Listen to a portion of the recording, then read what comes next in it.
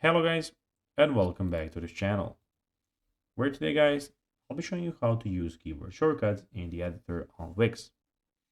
So guys, the first thing that you of course need to do is go to Google and type in wix.com. After that, you just need to go and log into your profile or register to Wix if you of course haven't already done that. But now guys, let's see what we actually have in front of us here. So as you can see, in the top left corner, we have your sites where you can check out all of our websites. We have the setup screen and the home screen.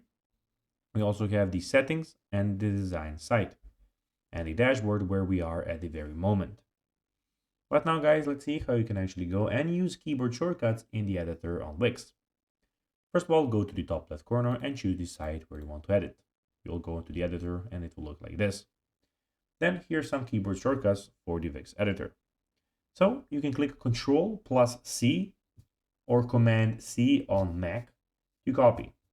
You can click Ctrl plus V or Command V on Mac to paste. You can click Ctrl M on Windows, of course, and just Command M to browse between your elements.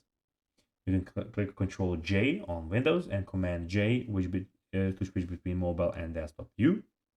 You can click Ctrl D or Command D to duplicate. You can click Ctrl P on Windows and Command P on Mac to preview your site. Click Ctrl S on Windows, Command S on Mac to save your site.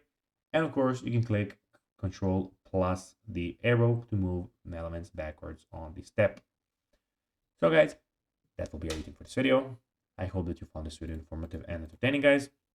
If you did, don't forget to like this video, share it, subscribe to the channel, and put the notifications on. And I'll be seeing you in the next video. Until then, as always, bye guys.